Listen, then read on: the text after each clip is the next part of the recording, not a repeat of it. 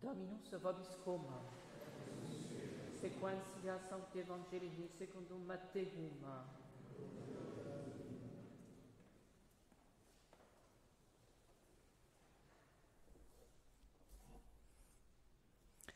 En ce temps-là, Jésus dit à ses disciples cette parabole.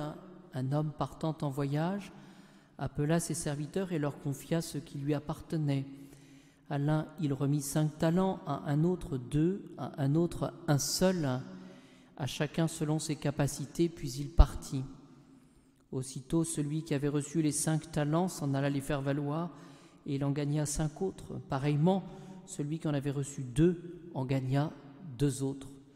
Mais celui qui en avait reçu 1 seul s'en alla creuser un trou dans la terre, et il cacha l'argent de son maître.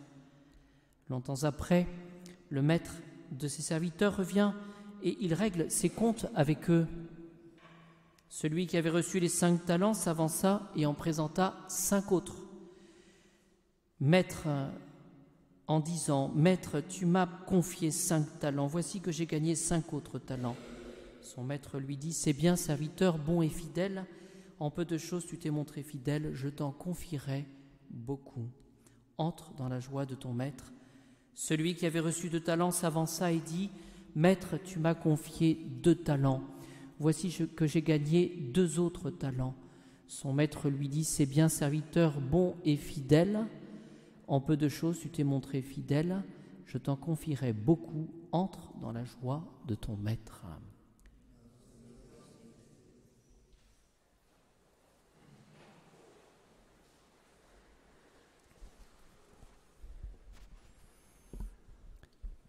Quelques éléments de méditation ce soir pour nous aider en ce début d'année à rechercher cette correspondance à la grâce.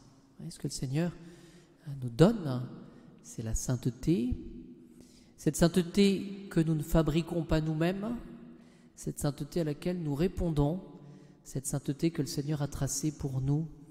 Essayons d'entrer dans ces vues du Seigneur. Nous pouvons dire les choses autrement par rapport à la sainteté. Ce que nous pouvons demander au Seigneur aussi, c'est d'avoir suffisamment de foi, suffisamment de courage, suffisamment d'attachement à notre Seigneur Jésus-Christ, justement pour le suivre, et en cela de faire confiance. C'est ce que je voudrais vous prouver ce soir. Voici ce que nous lisons dans le livre de l'Ecclésiastique. Il a conclu, c'est la lecture d'aujourd'hui, il a conclu avec le sage une alliance éternelle. Une alliance, c'est bien justement Dieu qui s'engage, et aussi moi avec ma liberté qui m'engage. Ça, c'est le contrat du baptême. Il a conclu avec lui une alliance éternelle, et il lui a donné le souverain sacerdoce. Voilà. Il l'a marqué de ses bénédictions, donc c'est cette grâce qui se répand. Il lui a réservé son amour. Oui. L'Évangile dit la même chose avec la parabole des talents. Alors, quelques principes que j'énonce simplement pour nous aider justement à répondre à cette sainteté, répondre à ce que le Seigneur nous demande, pour répondre aussi à cette exigence de l'Évangile, parce que souvent, c'est ce que nous entendons, j'aimerais faire le bien que je connais, mais je n'y arrive pas. Voilà, je me décourage, je n'ai pas suffisamment confiance. Quel est le premier discours de Jésus? Ce sont les béatitudes, Matthieu chapitre 5. Que dit Jésus? Il déclare heureux les affligés. Il déclare heureux les pauvres, les affamés, ceux que l'on hait. Et inversement, Jésus déclare malheureux les riches, les rassasiés, et il commande à chacun de nous dans ses béatitudes, c'est sa loi d'amour, l'amour des ennemis et de prier pour les persécuteurs. Oui. Et ce qu'il faut comprendre, c'est qu'avec cette exigence de l'Évangile, nous nous trouvons aux antipodes de ce que propose le monde. Voyez, nous nous en rendons compte, chacun à notre place, lorsque nous avons à nous approprier l'Évangile que nous avons reçu au moment de notre baptême. C'est-à-dire que lorsque finalement nous entrons dans la vie d'adultes, eh bien, il y a en nous ce combat qui existe, qui est nécessaire, qui est normal, parce qu'il y a justement cette exigence de l'Évangile. L'amour des ennemis, la prière pour les persécuteurs, c'est pas facile. Alors on pourrait trouver refuge auprès de Notre-Dame en disant « Notre-Dame, il faut nous aider ». Et qu'est-ce que nous retrouvons dans le Magnificat ? Marie exalte le Seigneur qui élève les humbles. Marie exalte le Seigneur qui fait chuter les puissants de leur trône.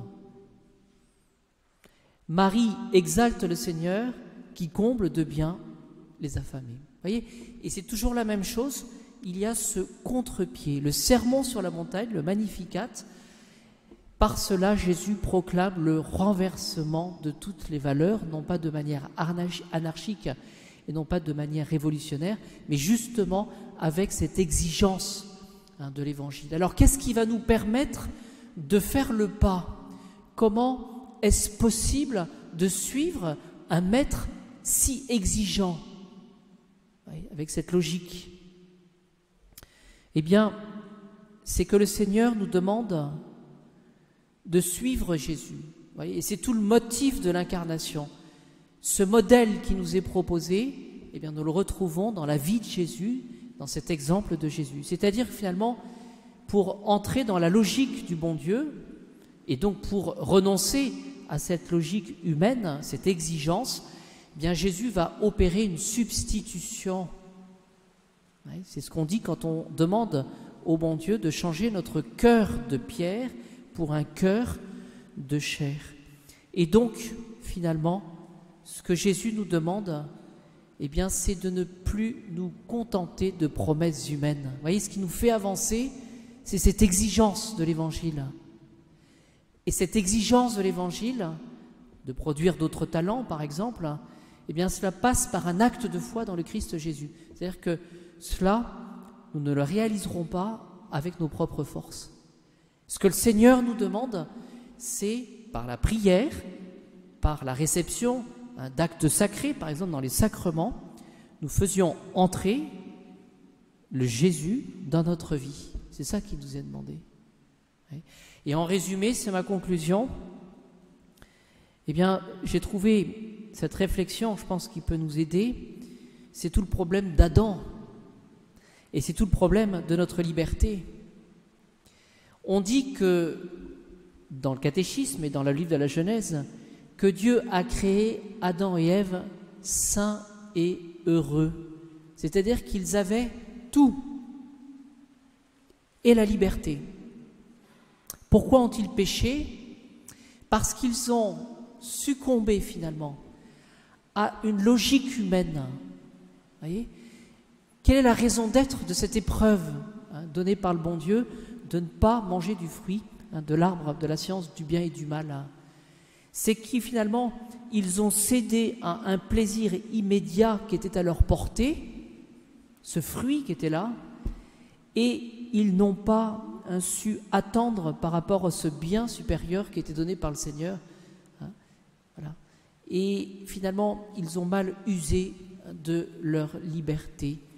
J'ai presque envie de dire, c'est peut-être le pari de Pascal, demandons cette grâce au Seigneur de lui faire suffisamment confiance, de l'aimer suffisamment pour croire justement en sa puissance et de croire en la puissance tout spécialement de l'Évangile. Et Jésus n'a pas utilisé d'autre chemin que cela en nous montrant l'exemple. Il est ressuscité, il est auprès du Père, mais il est passé par sa passion et sa mort sur la croix, justement, et nous invite justement à le suivre.